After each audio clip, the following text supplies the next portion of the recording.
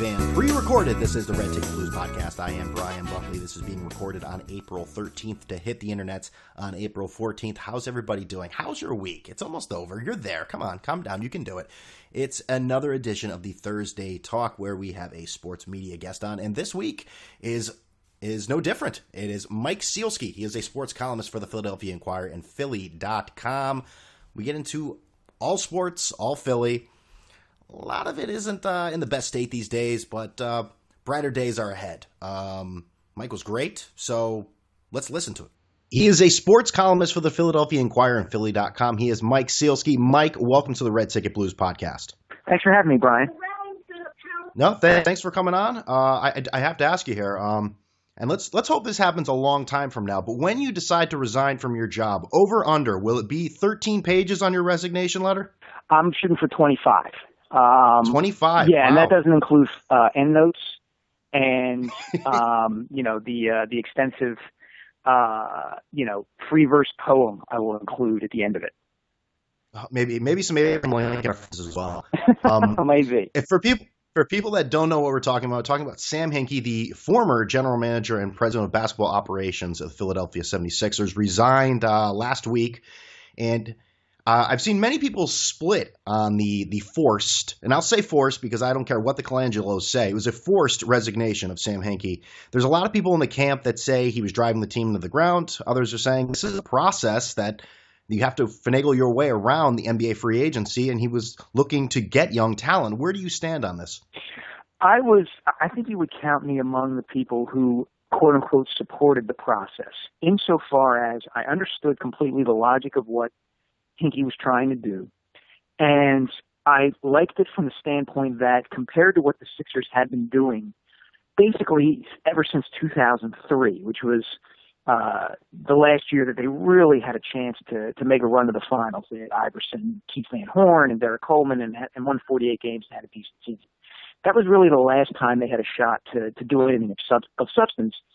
And not only that, they really didn't have any chance to build anything because they were caught in that netherworld in the NBA where you're not really, really bad, but you're not really, really good, and you're on the edge of the playoffs, and you have no chance of advancing or anything like that. So I understood what Hinke was trying to do in the, theoretically and often actually, and I agreed with it for the most part. I think he made some mistakes along the way.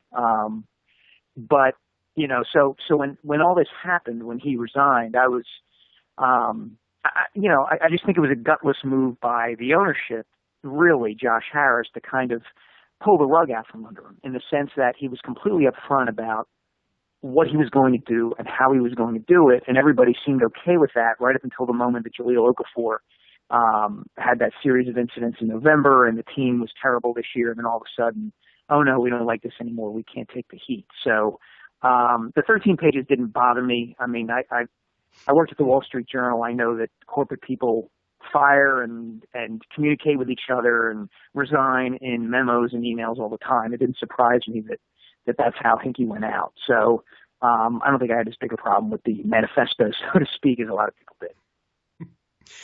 You mentioned Jahlil Okafor, obviously one of the picks by the Sixers within the last few years. So here's my question moving forward with the Sixers. If Jahlil Okafor recovers completely from the knee surgery that sidelined him for the rest of the season, and Joel Embid gets in a game, that duo could be really special. So I'm half joking and half serious when I ask this. Do you think this duo will ever be on the court and healthy at the same time in a Sixers uniform? I think it's better than 50-50 at this point, provided Embiid doesn't get hit by a bolt of lightning in the offseason. He seems to be on track.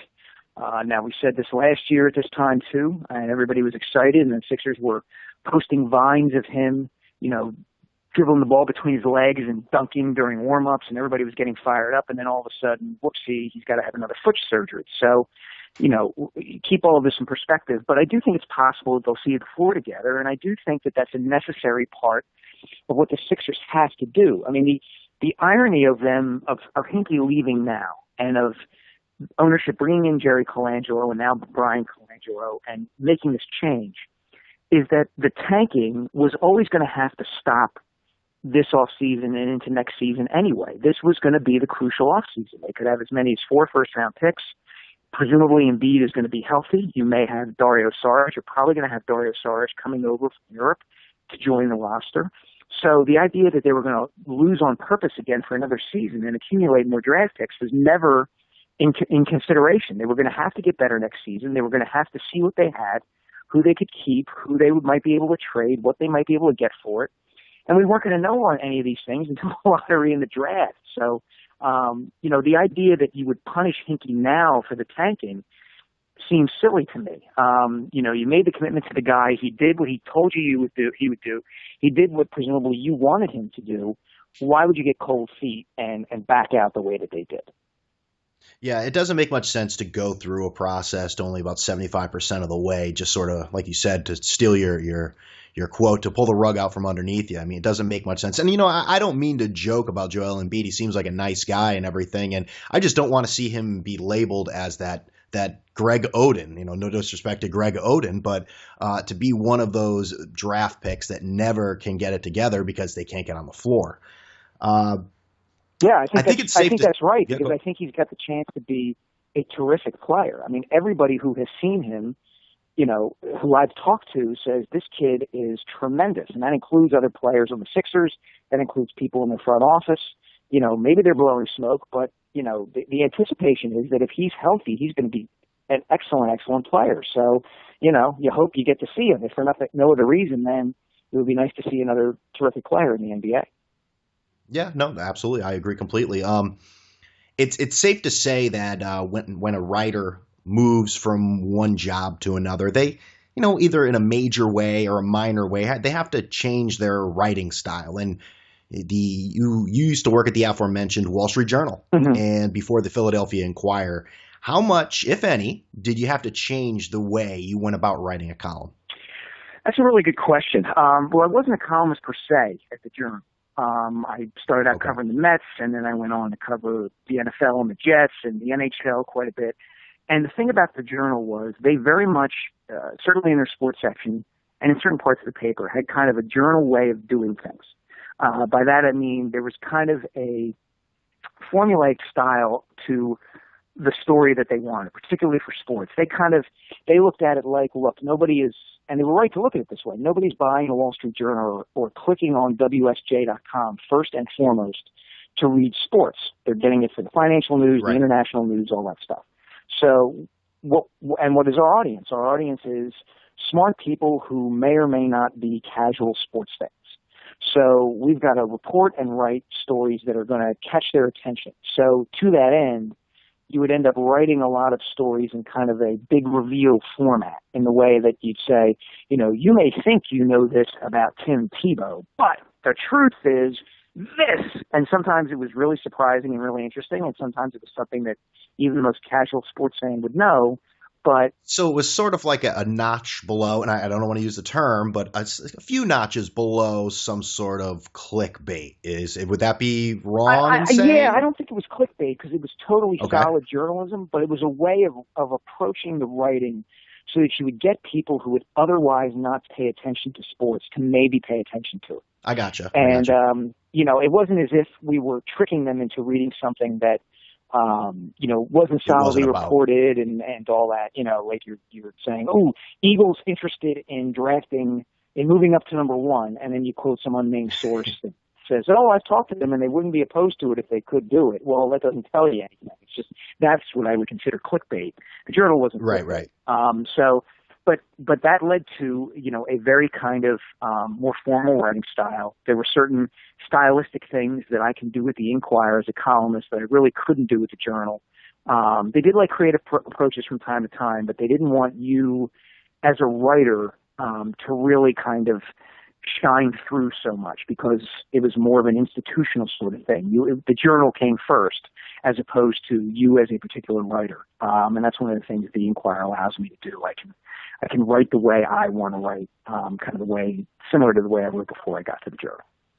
And you're speaking to a different audience, a Philadelphia audience, which leads me into my question here. If I got some people together and I said, who are more passionate fans, New York or Boston, I'd get a mix of answers. But if I said, well, hey, what about those Philly fans? there's usually a a proverbial eye roll and a groan, so to speak, to say, yeah, Philly fans, they're a little different. Let me ask you: Is the bad press, maybe not the bad press, but the philosophy, the idea in some people's minds, is it warranted? I think just because Philadelphia fans are very unique in the way they interact with their sports teams. We are unique in that regard, and some of the bad press is overblown. Some of it is not. It depends on what you're talking about. The whole throwing snowballs at Santa Claus thing is totally played out and cliched and should be buried forever because. Number one, the circumstances of the story are such that, it's really been blown out of proportion. But number two, it's a trite thing. It's overdone. It's like, the obligatory shot of people grilling cheesesteaks before every Eagles game on Fox, like stop it. It's overdone. But in terms of the fan base itself, I think what's at play is that Philadelphia's cultural identity is tied to sports in a way that it really isn't for a lot of major cities. Now, Boston approximates it because Boston is very parochial and obviously, very sports-oriented and has a real Boston culture. And we have a Philadelphia culture here. And part of that is because we've got a bit of an inferiority complex. We're a little insecure about ourselves. We're trapped between New York, which is the cultural and financial capital of the world, and Washington, D.C., which is the political capital of the world. And here we are, we're where the country was founded, and we can't get any love. And, so we're not D.C., we're not New York. What do we identify? How do we bring everybody together to our sports teams? And there is kind of a collective mentality of like, because the teams, we want them to win so badly that we want them to try to win as badly as we want them to win. And I think often that leads to some poor decision-making on the franchise's parts because they sense that. You saw that, for instance, with the Flyers over the last 40 years.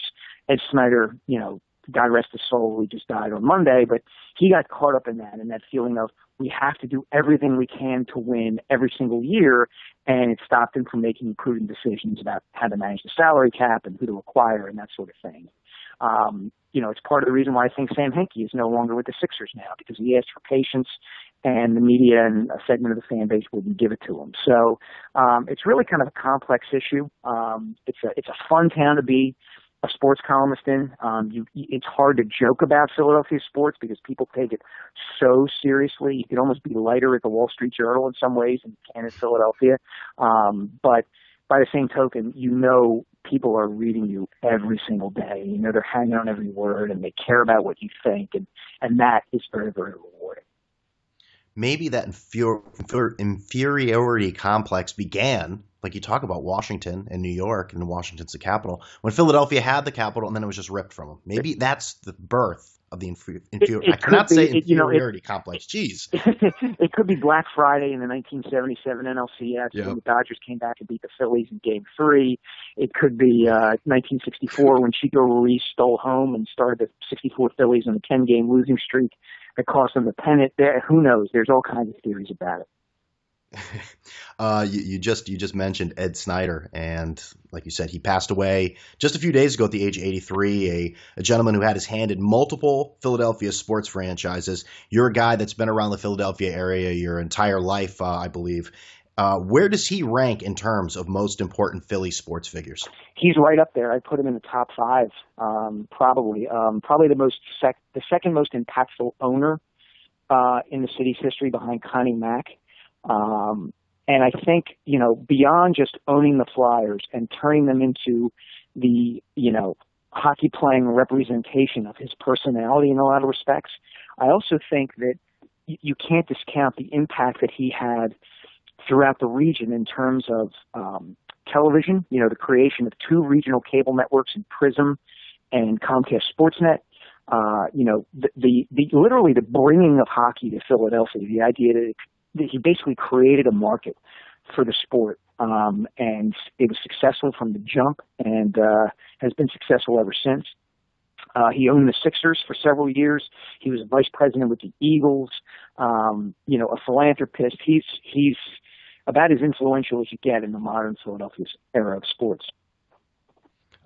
He's most Probably mostly, like you said, he had his hand in everything. Best associated with the Flyers, who just snuck in the playoffs, so they are one of the Philadelphia sports teams active right now. And the other one is the Philadelphia Phillies, who, I mean, baseball is a long sport, and it can seem even longer because it's sort of standalone in the summer there. And this team's been predicted to possibly lose 100 games for many people this year. Now, how difficult is it for someone like you, who I realize you're covering all sorts of things, but how difficult is it for you and your coworkers and fans to just get up for a team that has such low expectations? That's an interesting question because they've been lousy the previous few years, but this is going to be a different kind of lousy than they've been because there had been a feeling amongst fans, and rightfully so, that it was long past time for them to start rebuilding. That the era of Chase Utley and Jimmy Rollins, Ryan Howard, Cole Hamels, Carlos Ruiz had gone through its run, and that was that, and it was time for something else. And a sizable portion of the fan base, I think, recognized that before the Phillies themselves did. So the idea this year that the Phillies are going to be bad and it's going to be a long summer, yeah, that's probably true in a certain sense. But in another sense, fans are going to have the opportunity to see a lot of these young players who the Phillies have acquired in recent years as they finally realized they needed to rebuild. And that's going to be encouraging, I think, to a lot of people.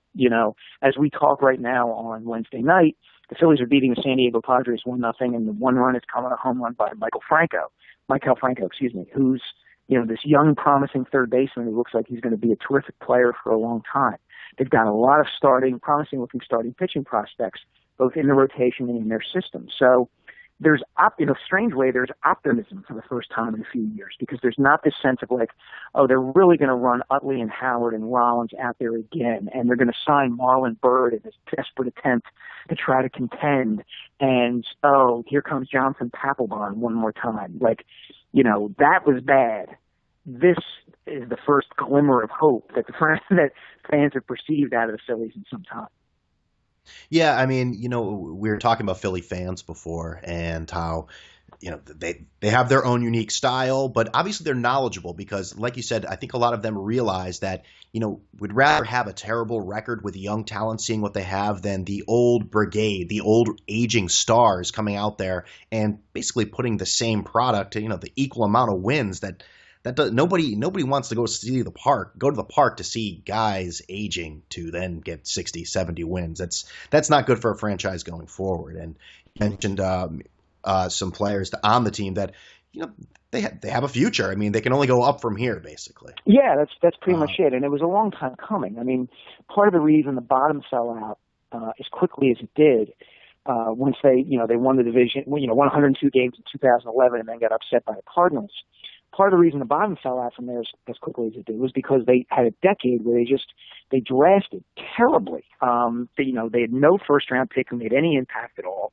And you can't do that. They didn't replenish the talent at the major league level. And the talent that they did have, that they had managed to acquire over the course of that run that was worth keeping, guys like Shane Victorino and Hunter Pence, for instance, guys who could have kept them competitive for a while, they got rid of for some reason, and Ruben Amaro, making a mistake as a GM, traded both of those guys away when he could have kept them and they would have remained, reasonably competitive. So, like I said, it sounds strange to say, but there is kind of this optimism with respect to the Phillies that for some reason the Sixers never got, even though the Sixers were in a relatively similar position with prospects and draft picks and all that. And, if things go their way, they could make a substantial improvement relatively quickly. Yeah, as you were mentioning all the changes that the Phillies are going through, I was just thinking, wasn't that kind of the same model that the Sixers were trying to put together? Yeah, it is. And what's funny about it is that, and you know this, I mean, in the NBA, one or two players have such an outsized impact on a team's fortunes that you would think that more people would appreciate that what the Sixers were trying to do, which was maximize their chances to get one of those players. The Phillies, and in baseball, you can have several very good prospects, and it may not make a difference. They may not have a major impact. So it's a weird dynamic as to why the Phillies have kind of gotten this pass and the Sixers haven't. Getting back to the Sixers here just for a second, a few years ago I was on a flight to Key West, and I was sitting next to the former 76ers president Pat Croce. Mm-hmm. And I don't even think I said hello or anything like that. I just said, what was Iverson like on a day-to-day basis? And he said to me, he looked at me and just said, I barely saw him on a day-to-day basis, or I barely saw him, let alone day-to-day. So I really can't answer that. So my question is, what was the relationship that he had with Philly fans through the ups and downs? I mean, he was an icon in the NBA. Did they sort of, love, hate him on when things were going good and things going bad? Was it unconditional all the time? I don't think it was unconditional all the time, no, because there was kind of this strange it was very strange in the sense that Allen on the court did everything he possibly could, in the cliche of his time, played every game like it was his last and played his heart out and was tough and all those sorts of things and was spectacular. My God, I mean, I would argue he was the most talented player ever to play in the NBA, given what he did at his size, and particularly what he did given that he really didn't keep himself in shape. I mean, he was eating dinner at TGI Fridays and Houlihan's every night, usually an hour or two before the game. But that led to the other side of the Iverson coin, which was you did have a sizable contingent of the fan base that didn't appreciate the fact that he shot the ball so often on the floor and didn't involve his teammates, and was basically kind of a selfish chucker, a la George Costanza on Seinfeld. And, resented what he did. I was just watching like an hour and a half of Seinfeld too. There you go. Great. See, perfect. And also, didn't like the fact that he had all this God-given talent, and for all the effort he put into playing basketball during the game, he didn't do the things off the floor that he should have done. He didn't practice all the time. He didn't involve his teammates. He didn't seem to care about keeping in shape. He would go gamble, he'd go drive down to Atlantic City after a game and spend hours out at the casino and not get enough sleep. And people said, yeah, you're great, but you could be even better, and you could win a championship. It's not enough to entertain us. So you were kind of split, throughout the city. I mean, in 2001, when they got to the finals, it was unconditional. When he hit the shot in game one of the finals and stepped over Tyronn Lue, my God, you want to talk about unconditional love, there it was. But that eventually went away. And if you look at their attendance figures over the last 3 or 4 years he was there, they declined every year. So not only were they not winning, he wasn't entertaining people in the way he used to. So, it's a complex relationship that Allen has with Philadelphia, and it's people remember the good times now, and the Sixers bring him back a lot. But by the same token, sometimes they forget, how much of a pain he could be and how ultimately unfulfilled that era really was. Yeah, that's sort of where I was going to go with here. I mean, since he's retired, I mean, Stephen A. Smith, when he was, I believe was he with the Philadelphia Inquirer? Was that? Oh yeah, for a long time. Yes. Yes, and he wrote that Iverson was engulfed in alcohol and gambling, like you mentioned, and Ken Babb's book, yes, chronicling the major issues he's had. And Allen Iverson, I mean, he's denied all that. He said it's a myth. My life is fine.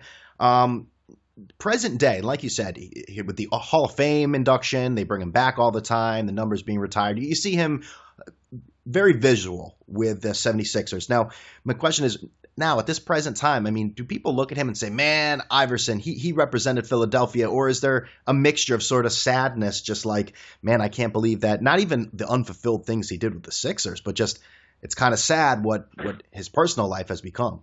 I think the people who are familiar with Stephen A.'s writing at the time that he was writing about Allen in that way, and who have read Ken Babb's book, feel that pathos that you're talking about.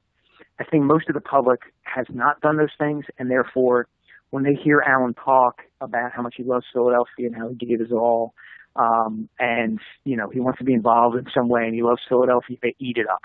They just absolutely, eat it up, because that's what they want. Philadelphia sports fans. All sports fans love to be loved, and Philadelphia sports fans really love to be loved. They love to be stroked. They love to be told how wonderful they are. And Allen does that all the time, every time he speaks publicly. So they love that part of it, and I'm not sure how many of them understand or appreciate really kind of in what a bad way he's been in. And, since he retired from the game and, the trouble that he's had, because I think, he needs basketball in some way. And, I always kind of chuckle every time I hear Larry Brown do an interview and talk about, I wish the Sixers would bring him into their front office and give him a job to do, make him an assistant GM. He's mentioned this on multiple occasions. He's actually lobbying the team to do this last year. I actually wrote a column about it, talked to Larry about it. And it doesn't occur to Larry, like, well, okay, Larry, why haven't you hired him at SMU? And the answer is because Larry knows what kind of person he is. He knows He knows Allen would be late all the time and would not do the job. So that's the kind of conflict that Allen inspires in people. You love him and you hate him in equal measure at the same time at different times, and it's just the way he is. Yeah, I think in that Kent Babb book, if I'm not mistaken, Larry Brown did bring him in to talk to the SMU players, and he did it once, and then the next thing you know, he was gone, or the next thing that he was next function he was supposed to be at, he was late or didn't show up. There was some sort of issue where they had to pay him $5,000 exactly. To show up. That's right. Well, you talk about Philly fans being loved. Well, let's end on a positive note then. Okay. All right. Villanova won that NCAA championship a few weeks ago in the most spectacular fashion you could possibly imagine. Chris Jenkins 3, and Grant Hill predicted it, said, watch Jenkins, there it is. Wonderful. Streamers come down. My question is this a Philadelphia championship, or is the Villanova relationship with Philadelphia sort of a Kobe Bryant brotherly love contention to it? No, I don't think there's contention to it between Villanova and the city. I think what you have is a segment of the population that are Big Five fans. And so they're loyal to whatever team they happen to support in the Big Five, whether it's Villanova, whether it's St. Joe's, Temple, Sal, Penn, or even Drexel, if you want to, include Drexel in the City Six. So you have some members of those fan bases who are going to be loyal to their respective schools and who are not going to like the fact that Villanova won the championship. I think they're few and far between. I think there were a lot of pieces written, articles written, blogs posted in the days before the championship game by a lot of people who just wanted readers. So they come up with this idea of Villanova's not a Philadelphia school, that it's actually in Montgomery County. And if you want to be pedantic about it, that's fine. But Villanova plays in the Big Five. They played hundreds of games in the Palestra. They're a Philadelphia team. Now, having said that, the impact of their championship is not the same as if one of the four pro teams had won it. It's just not. Philadelphia, for all the rich basketball tradition it has among its colleges, is not a college sports town. It's not a college basketball town. It is a pro sports town. So the Villanova National Championship, it wasn't like people had been following them the entire season and gone along for the whole ride, and therefore, there was this great buildup. There wasn't that. That would happen if the Eagles or the Phillies, went to the Super Bowl or the World Series. That didn't happen here. People caught on for the most part, once the NCAA tournament started. I would liken it more to, Smarty Jones going for the Triple Crown in 2004 than any of the four major pro teams going on a championship run. Okay. That's a good comparison. I want to thank Mike Sielski for coming on the Red Ticket Blues podcast. But before you leave, Mike, to play us out, I have 3 quick questions for you. You ready? Go. All right. Do you own a MacBook or PC? PC. Oh, okay. Number 2, will the United States ever embrace and adapt to the metric system? I hope not. I want to rage against the dying of the light. I like being special. Now I'm going to start singing. Now I'm going to start singing Lee Greenwood. God bless America. God bless the USA. And number 3, like you talked about, what Philly team, professional team, will win the championship next? The Flyers. Oh, okay. All right. I like their prospects they got coming up. You like their process. So Flyers, it is written down, recorded. You can follow Mike Sielski on Twitter at Mike Sielski. And Mike, I want to thank you for coming on the Red Ticket Blues podcast. Anytime, Brian. Enjoyed it. That was Mike Sielski of the Philadelphia Inquirer and Philly.com. I hope everyone enjoyed it. He was great.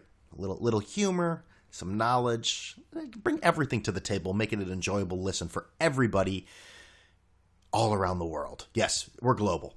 Remember, you can always listen to the show on iTunes, TuneIn Radio, Stitcher, YouTube, and follow me on Twitter at Red Ticket Blues and at BrianBuck13. remember to subscribe to the show on any of those podcasting venues so you'll never, not once, not one damn time, will ever miss an episode. And if you haven't left a rating yet, well, what the hell are you waiting for? Go ahead and leave a rating. So thank you, everyone. Hope you enjoyed it. And with all that being said, I'm out of here.